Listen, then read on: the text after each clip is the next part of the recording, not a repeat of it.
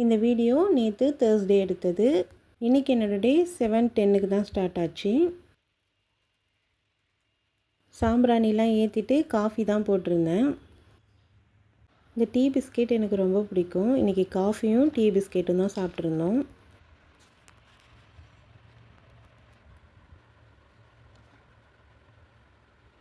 தம்பியுமே இன்றைக்கி ஸ்கூலுக்கு அனுப்பலை, அதனால் பொறுமையாகவே குக் பண்ண ஸ்டார்ட் பண்ணேன். மீன் வாங்கிட்டு வந்திருந்தாங்க, ஃப்ரெஷ்ஷாகவே கிடச்சிது. கூட கனவாவும் வாங்கிட்டு வந்தாங்க. மீன் கனவா எல்லாமே சேர்த்து 300 ரூபாய்க்கு வாங்கிட்டு வந்திருந்தாங்க.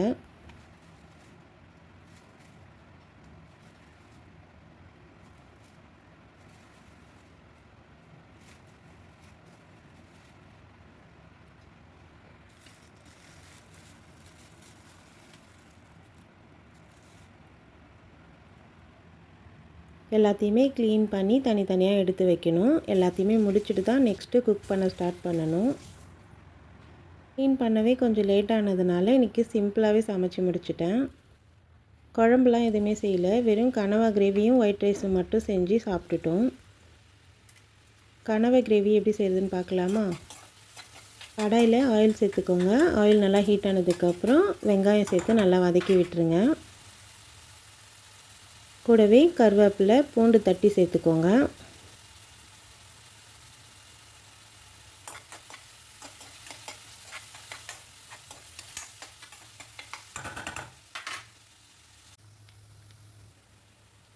வெங்காயம் பூண்டு எல்லாம் நல்லா வதங்கினதுக்கப்புறம் க்ளீன் பண்ணி வச்சுருக்க கனவாவை சேர்த்து நல்லா மிக்ஸ் பண்ணி விட்டுருங்க.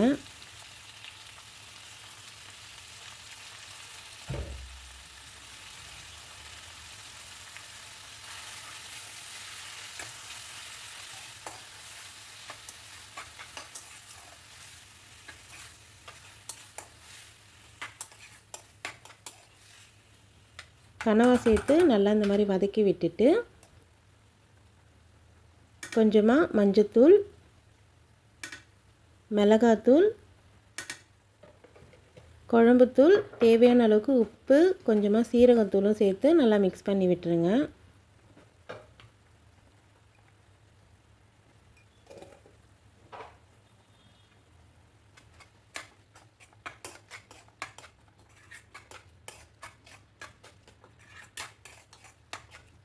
நல்லா மிக்ஸ் பண்ணிவிட்டு அதுக்கப்புறமா தக்காளி சேர்த்துக்கோங்க. தக்காளியை குட்டி குட்டியாக கட் பண்ணாமல் இந்தளவுக்கு ஓரளவுக்கு பெருசாக கட் பண்ணி சேர்த்துக்கோங்க.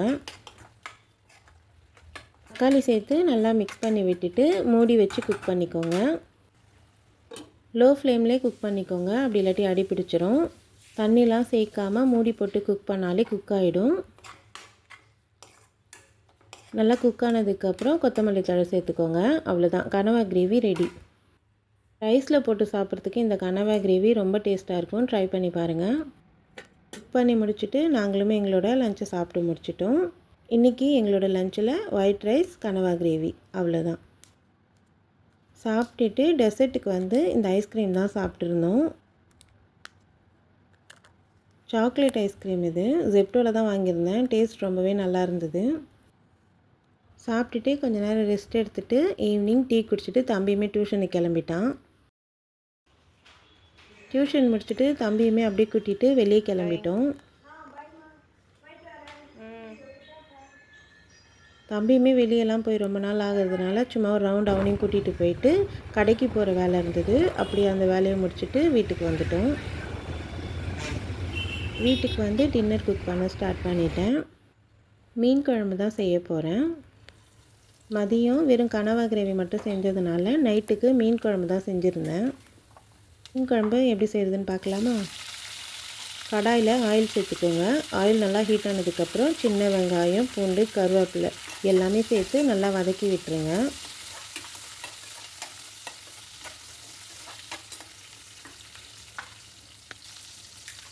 வெங்காயம் நல்லா வதங்கினதுக்கப்புறம் தக்காளி சேர்த்து அதையுமே நல்லா வதக்கி விட்டுருங்க. வெங்காயம் தக்காளிலாம் வதங்கினதுக்கப்புறம் கத்திரிக்காய் அப்படி இல்லாட்டி மாங்காய் சேர்த்துக்கோங்க. நான் கத்திரிக்காய் தான் சேர்த்து இன்றைக்கி மீன் குழம்பு செஞ்சுருந்தேன். கத்திரிக்காய் சேர்த்து அதையுமே நல்லா வதக்கி விட்டுருங்க.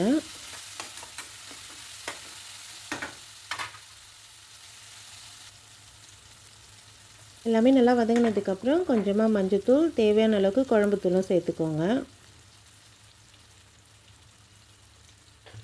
கூடவே கல்லுப்பும் சேர்த்து நல்லா மிக்ஸ் பண்ணி விட்டுருங்க.